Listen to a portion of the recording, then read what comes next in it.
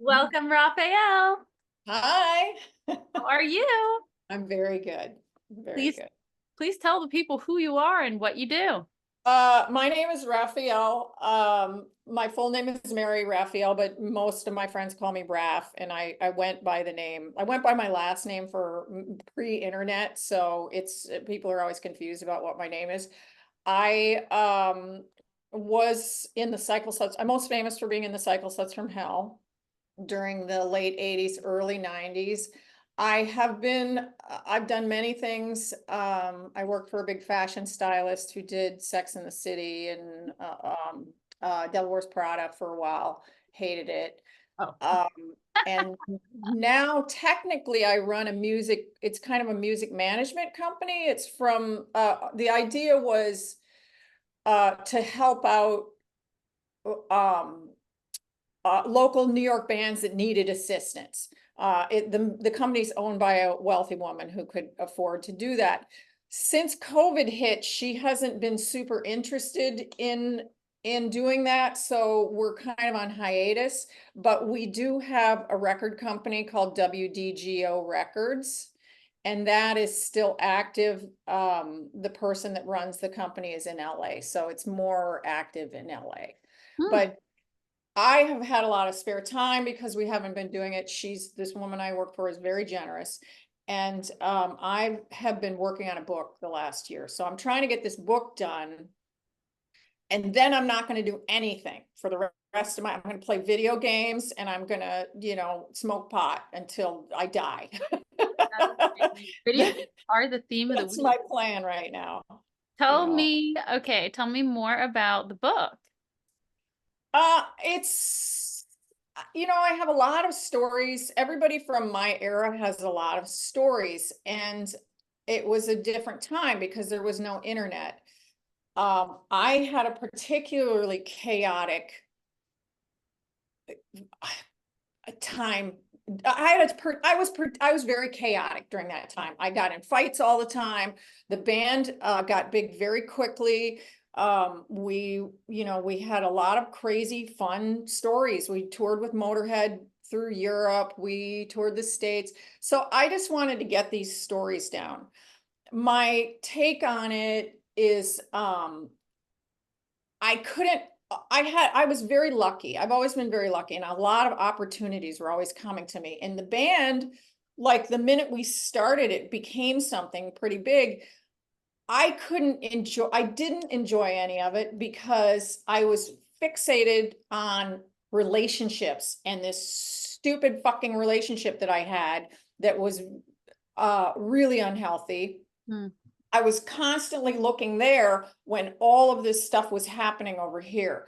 So that's kind of my take on the book is that I I feel like if I can spare some people some of my poor decision making with this book and with these stories, I would love to do that. And I also just want the history to be out there. And I don't care who reads it. I really don't. I don't care if anybody reads it. I want my friends, like the people that were there, I want them to have it. But beyond that, it's really just wanting to finish at least one project in my life and to have these stories out there, you know. Well, I think that everything you did with Cycle Sluts from Hell is definitely a huge completed and great project that you have finished. People, Yeah, it was fantastic. And it was a really interesting, weird band and trajectory, so and that time period in New York City and in LA and probably in the other cities too was just fucking amazing. You know what I mean? Like you could fill a 1,500, like Limelight. I don't know how many people fit in Limelight. Every Sunday they had local bands and it would be like 1,000 to 1,500 people in that room. You know what I yeah. mean? Like there was such a scene, Hmm. and there was a real community and a real camaraderie. And Hmm. um, I think that needs to be documented. Yeah. Okay. Well, that's super exciting. I'm sure that after spending all that time being a rock star goddess and a stylist for like two things. Well, I wasn't styling. I was doing her I was doing her bookkeeping, but she did a lot of styling. In the environment. So Yeah. it's like, Yeah, I was definitely in the environment. and just being it sounds like a long time New Yorker, like it's going to be a very beautiful book. I'm excited for it. I And hope so. I hope so. I think it'll be good. I think there's going to be a lot of girls that watch this channel who are going to be finally getting the wisdom that you want to give, like from that book, because I know people watch this channel for those pieces of advice, like the big decisions in life. Um, and I'm going to bring up that relationship later because it ties into things. But yeah, anyway, so when did you first realize that you loved rock and metal music and you wanted to create some? I grew up in a small town and I felt very isolated. I had very thick glasses. I was a big nerd. I was super shy. Not social, completely introverted. So I did a lot of reading and drawing and writing in my diary, very by myself, kind of. Mhm. I had a couple really awesome friends, but for the most part, I was, I think the three of us were all kind of isolated, but um I knew that I was an alien. Like I just didn't connect to the normal kid. Like I didn't get it. I was like these cheerleaders and this whole jock thing, like that didn't appeal to me. I knew I was nerdy, but the nerds weren't exactly who I was. And I babysat for a neighbor and I probably was like 13 or 14 and their uncle was staying with them and he had a record collection.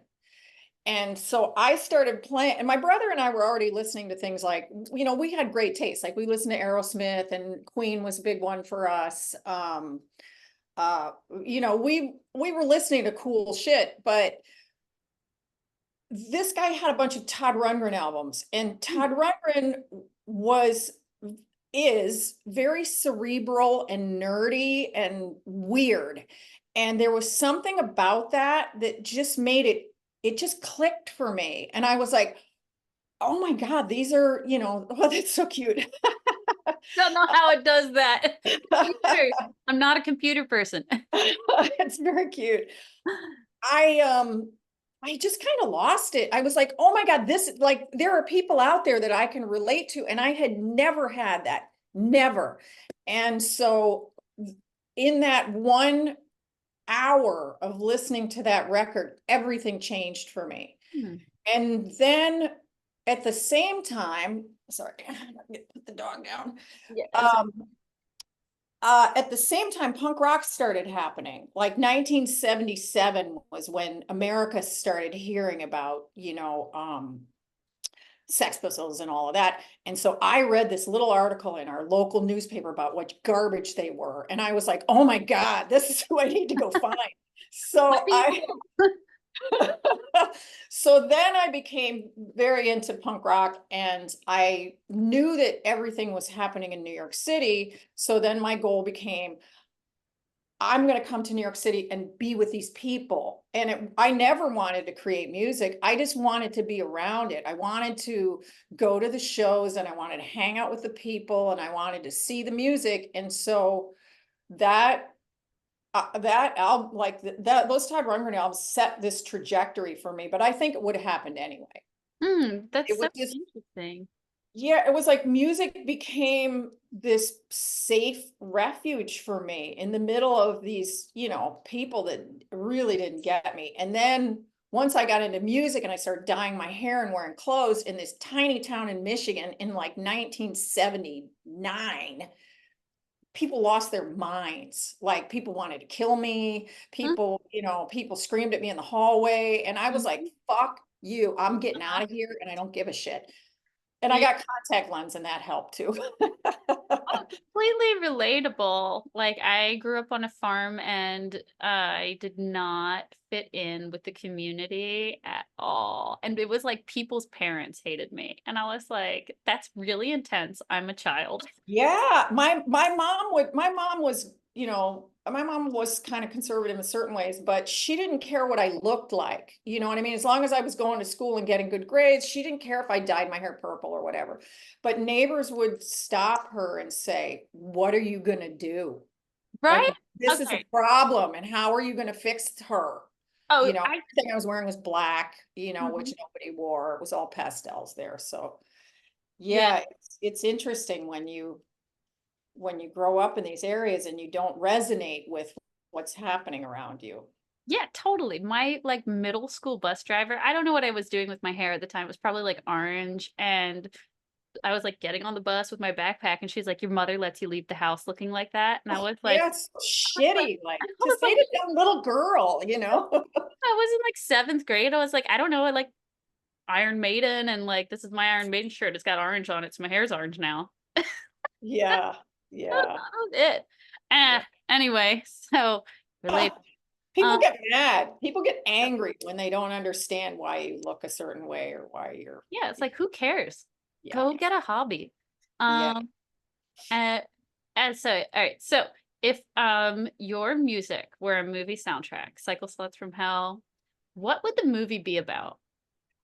Well, it actually is the soundtrack to I thought about that because I saw that in your questions and I was like, God, I don't know. And something 80s based, I'm sure. But uh there was a movie made with Helen Hunt about that teacher who had I can't remember her name. She had an affair with her student. She had the three students that she was kind of helping, and the kid that she was sleeping with and his friend shot her husband. Whoa. They made a movie of it with Nicole Kidman and Matt Dillon, Whoa. but they made a cheaper movie with Helen Hunt as the character. I think it's called Murder in New Hampshire, Oh my god. and they used all of our music for that movie. Wow. Yeah. Well, It's wild, and every once in a while it'll show up on TV, and I'm like, yeah, what year did it come out? I don't know. Let me look at. Well, I'll look at it later. I'll send it to you. But Okay, sure. it was like it was when we were still active, so it had to have been like maybe 90 or 91. Okay. Okay, so you're the first person to answer that with, "It is a music soundtrack." Yeah, but it's not a great movie. I'm sure it's not Helen Hunt's favorite. I'm sure, but we were very happy about it. But yet yeah, and yet okay, if you could collect any 3 pieces of rock memorabilia of all time, what would you like to have? Um, I'm not a big collector, but I would say definitely something out of Cher's wardrobe. Maybe her Oscar outfit, right? Um, and what else? Maybe something out of Liberace's closet for evening wear, Mhm. like a cape. But I don't Yeah. really, I'm not a Cool. collector. Yeah, it would be clothing, and it would be famous clothing, like one of Tina Turner's short dresses. That would be amazing. Okay. Yeah, but the friend that I mentioned earlier that's friends with Cher before we get on here, he actually did a lot of that clothing. Oh. He's probably got some of it. I should ask him. Oh, yeah. At least he should let you borrow it for a photo He shoot. would. I've got a ton of his jewelry and he's very generous, but I just I don't know. I just never thought about asking him. We were talking about Cher before we started recording, and I thought it was so notable that she had her biggest single when she was 52. Believe was Cher's biggest hit. And yeah, everybody just keep that in mind. Tina Turner didn't get her first Grammy till she was 44. There's a lot of time to be amazing. So yeah, maybe you should have an amazing photo shoot in the memorabilia that you have access to, because Yeah, I never thought about it. Well, maybe when the book comes out, if I have yeah, to do that or was whatever, what I was I'll just ask him. thinking. You should do Yeah, a photo shoot for, like, the inside page where it's like about the author, and it's like that's a great idea. I'm sure he would be happy to help me. Yeah. um okay, so if you could looking back, what was a big decision you made that turned out to be a great choice? New York, moving to New York was a big one for me. Um, what else was it? You know, I've succeeded in spite of my decision making, if that makes sense. Like I've made more crappy decisions than good decisions, but I think moving to New York was the big one for me, for sure. Getting out of Dodge. So this question often gets three answers, almost always the same three answers. Moving to the city that supported the music, um, getting sober, and uh, getting married to the husband of the guest getting married to her husband. 90% of the time, her husband is in her band. So this is like a Sony and Cher or Ike and Tina kind of thing. And Yeah. I know that Tina says all the time that even though Ike was an asshole, he was still an important part of her career. So that's where I want to bring up what is it about the relationship that distracted you that you gleaned wisdom from, and what is the wisdom that you want girls to know that you learned from that experience? I learned so much from that experience, but the that's a deep question. For me, it was that I wasn't living in the present and I was trying to and music wasn't I was never expecting to be in music, like to be a performer. So for me, it was like this fun thing that I just said yes to. But uh, the main lesson was that relationships come and go. And um to fixate on romance, it just I'm so happy that I have gone through menopause and and I Please never thought I say would more. never thought I would say that out loud to anybody. Like it's such a, taboo to like you're unattractive and all that kind of stuff. But for me, it took away some of that hormonal fixation, and Mm, I was really fixated on needing romance and needing this validation and needing to be in love. And I just, what I learned was that you have to stay in the present and you have to be grateful for the things that are coming your way. And the other thing that I tell every musician that I work with, and my boyfriend is a lot younger than me, so I tell him this constantly. you are like Cher. Yeah. Do you believe in life after menopause? It's Yeah, a Sherry is man coming your way. 100% my spirit animal. But is that when you're young and attractive and excited and out there and active, um, people start throwing opportunities at you, and you think that those opportunities are gonna come forever, but they don't. And I've always been lucky, like opportunities always come to me, but I see it happen with a lot of people where they take it for granted and they don't follow through with things and they don't work on things and they don't accept things that are, that could be good for them. And then they wake up, 40, 50, 60, and they're like, oh, I could have been somebody or I should have been somebody. Yeah, you blew it. So Mm, I'm always telling younger musicians, like, don't fuck around. Now is your time to work and accept things that come to you. And then later on, when you're old and tired, then you can say no, you mhm. know? Hmm.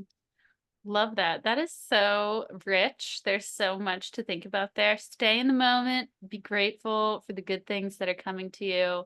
Look forward to menopause and the boyfriend that you'll have who actually isn't even born yet. And Yeah, menopause really sucks. And we could spend 2 hours talking about the horror of it, but and it's just like it's awful to be a woman and feel like, you're whatever. But once you get to this crone phase that I'm in right now, it's fucking awesome. And hmm, I want women to not be afraid of it, but there's a lot of growth that comes with it too. So hmm. it's better to be on the other side than in the middle. I was like, I don't know why or how, but I was watching all of these like, short Instagram videos from an account that was like a woman who just was like, we need to talk about menopause for more. I think she was like like kind of a menopause coach.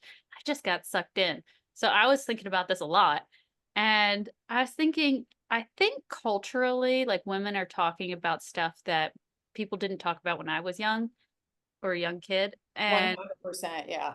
so I think that we are gonna talk about menopause as a like group as we get older. This cohort of women will be yapping loudly. Yeah, I think that I really have a lot of hope in the younger generations. I think you guys are a lot more evolved than we were in some ways, and more open and more able to talk about things. And I think women are finally coming to this place where uh, we're realizing that we have more value than just how attractive we are, our sexuality, and how we don't have to be fighting with each other for this attention all the time. And there Mhm. are so many other things that we could be doing So together, many other things. you So know. many other things. Yes.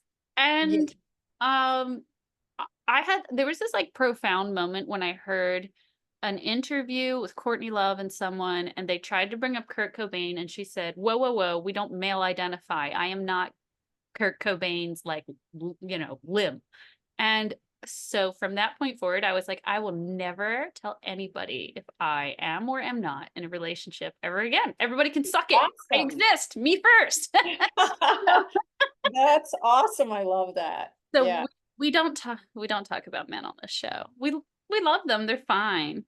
But I think that we're gonna see some changes in I might not see it in my lifetime, but you're going to see it in your lifetime, that things are gonna be very different for women. And the revolution is happening now, and it's very exciting. And I don't want to keep talking about this because it's a little mortifying, but when perimenopause first hit me, I have a blog. And so I was like, I got, there was so much going on inside of my head and so much happening with me. And the blog was very much about what was happening with me.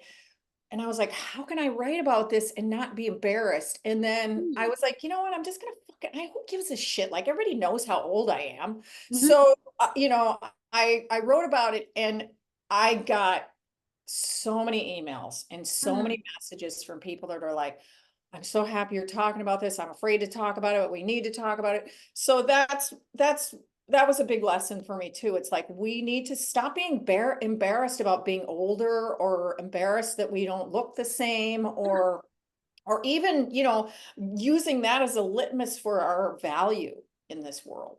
It actually reminds me of being at the roller skating rink, and then like one of the girls when we were really young was like, I got my period. She didn't. And like and like there was just this like energy about like who had moved through like a bodily phase before who Yes. or after who. And like menopause just sounds like the other version of getting your period for the first time, or like who wore a thong first and like stuff Yes, like it does have that kind of energy. It's the back end of it, and they're both horrible, crazy periods in your life. You know what I mean? Where that. you're Weird. And you know what the thing is it like because we're embarrassed because we have like women's bodies or something? Like, like what is the real root of this? Why is this embarrassing? age. I think it's age, and that we are no longer able to produce children. Like, it's very um reptilian brained, Hmm. and it's very patriarchal. That women traditionally, once they are over 40, they're considered throwaway and not valuable. What was the movie that I just watched that was great? My boyfriend made me watch. Oh, X, which is the horror movie. And it's about an X-rated movie. I don't want to wreck too much for Oh people who my haven't seen gosh. it, but it's the old woman is like the villain, in like, this old lady is the villain, and she wants to have sex, and that's the whole premise of the horror. And I turned to my boyfriend afterwards. I was like, what the fuck? Like, the idea, I mean, and granted, she was horrible because she was a horror movie villain, but the idea that an old woman could have a sexuality is so frightening that we have created a horror movie around it. You Wow. know, and that spoke volumes to me. So that's what it's about, is that we have to hide our age, or traditionally we had to hide our age and hide what was happening with us, because we're no longer of value if we weren't, you know, attractive and breeding, you know, in that breeding age. And That's my take on it. it's all such a lie. It's all I such a lie. know. Because, okay, I remember a man telling me when I was in my early 20s that when I turned 25, I would be like spoiled because like then women are bitter. And I turned 25 and I was like, we're not bitter, we're just like harder to trick. Just, yeah, Like, smarter. yeah, it's not as easy to like trick us. We know that you're stupid now. And Yeah. you know, I and then like they said the same thing about turning 30. When I turned 30, that was when from that age onwards, 9 men proposed to me, and some of them more than once, one of them 3 times, and still not married. And so I just thought, wow, what a bunch of horse shit that like they told me when I was 22 that nobody was gonna want me when I was 25 or 30. And Okay.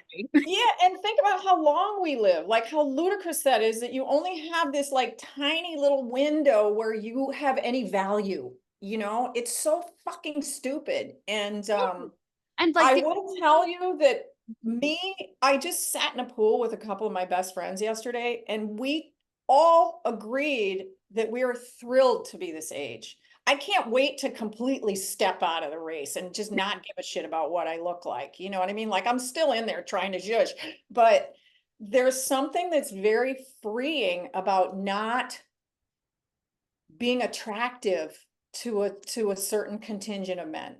well, It's if fun. It's great, you Mhm, know? mhm. Because if what was attractive about me when I was under the age of 25 was that I was easy to trick, then I don't want to be attractive to men who are attracted to women under the age of 25. I don't want a man who wants to trick me anywhere near me. Yeah. It's Yeah. repulsive. So, Yeah. yes, please perceive me as my accurate age. Or Yeah. I think we're all kind of waking up to that, you know, that it's stupid and we need to, you know, and like when I was younger, women didn't trust each other. I mean, I've always been a girl's girl, but you know, there was a lot of stuff around that. And I see it fading now, and I see women supporting each other, and I really like it. It's important, you It is know? important. I also I went to an all girls school, so I was like and I had only sisters. So I was really used to like uh pack mentality for women. And so this whole project is me just like rebuilding that cuz that's my like natural function and like it's working. Everybody Yeah, is that's coming together. amazing. I see it That's happening amazing. all the time. All right. Well, that was a fun topic. So, Yeah, let's move on over. what is what's your favorite stage wear that you wore when you were performing? There's a woman named Karen Von Oppen who's still out there working, and she does kind of gothy, she's very cool stuff. I don't know where she's at right now, but I had her make me and you'll see it in a lot of Cycle Slut photos. I had her make me a vinyl jumpsuit. We each had a symbol in the band, and mine was the heart. Like I was kind of the romantic hot one, and it had a big heart in the chest, and it was just the easiest. It was covered in studs, and I just zipped it on. I could run around. It never moved. Like my boob didn't fall out, you know, or anything dumb like that. And I had a little headband that I really liked because it made me feel like a superhero. Mm-hmm. So that was hands down my favorite outfit. And the woman who made that is named Karen Von Oppen. Okay. So KarenVonOppen. Yeah, I think she's still making things. Oh, nice. Well, I will be looking for that costume. Did you have any favorite gear in particular? Well, I just sang, so I never had to deal with gear. So, I'm not, I was never a real musician. Like I was just okay, for me. I'm gonna have to stop you right there. A vocalist is a musician. All right. Yeah, yeah, but I mean, I was never like looking back, I'm proud of what I did. Like I don't have I think I did a great job, but but I was just never focused on wanting to be in music. I just kept getting asked. And so I was like, okay, like, sure, why not? Why not get on stage and do something, you know? Yeah. But so I never, no, I never bought myself a microphone or anything like that.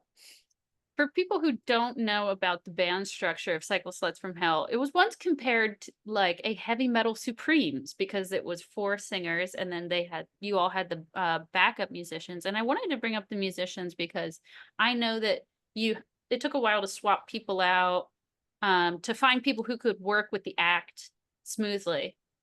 And I've had a lot of guests come on the show and feel a lot of shame about the formation of their band changing. And I feel like I need to tell Interesting. people, yeah, I need to tell people like that's way, way, way normal. It's very unusual for anybody's band to always have the exact same lineup from day one in the garage.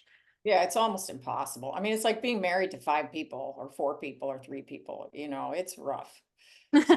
Yeah. And with us, Cycle Sluts, we didn't start out planning to have a band. So we had like a very tight scene of people, and we were running a bar. All of us were working in this shitty little bar, but everybody played there. And so we did kind of an all-star thing, with everybody working there. Everybody did a song, and then